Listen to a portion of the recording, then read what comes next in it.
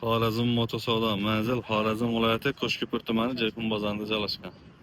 Do'stlar, kimga har xil turdagi skuterlar, mototsikllar kerak bo'lsa, Xorazm Motosavdoga kelaverasiz. Bizda nalichi skuterlarimiz bor.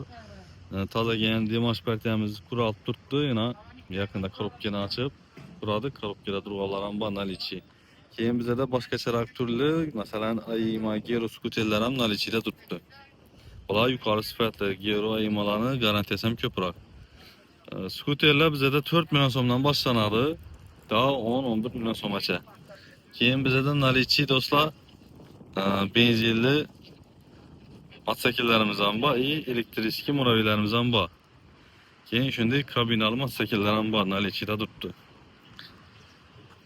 Bu Armada Motorslar 18 million so'm, naqd pul ozgina kelishamiz üstünde, xayr pul qaytamiz. Keyin kabinali mototsikllarimiz 20, 21, 22 million so'mdan ham bor. Bular ham hammasi top-toza haydalmagan. Akkumulyatorlarni skuter bo'lsin, mototsikl bo'lsin, korobkadan ochib toza qo'yib beramiz. Akkumulyator qo'yilmay turadi. Akkumulyatorlarni paketini ochib qo'yib beramiz. Ko'rib turganingizda har xil svetdagi kabinali mototsikllarimiz ham nalichi turibdi. Bular elektrikli bo'ladi. Keyin 2 dona tritsiklimiz bor, nalichida turibdi.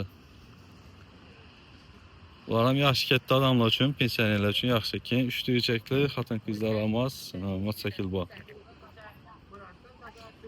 Keyin Aima skuterlarimiz bor, yuqori sifatli.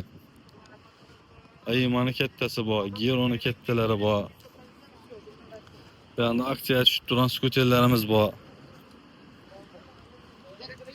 Yana skuterlarimiz 4 million so'mdan aksiyaga tushib turgan skuterlar. Keyin bu yerda Dimashlar bor, tozagan partiyadan. Oxirgi 2 kun 3 kunlikda quralib, korobkani ochib quralgan, ana shunda korobkada turgan. Bular 4,5, 5,5 million so'mliklari bor, nalichi turibdi hammasi. Oldindan 1 so'm pulsiz kredit ham chiqarib beraveramiz.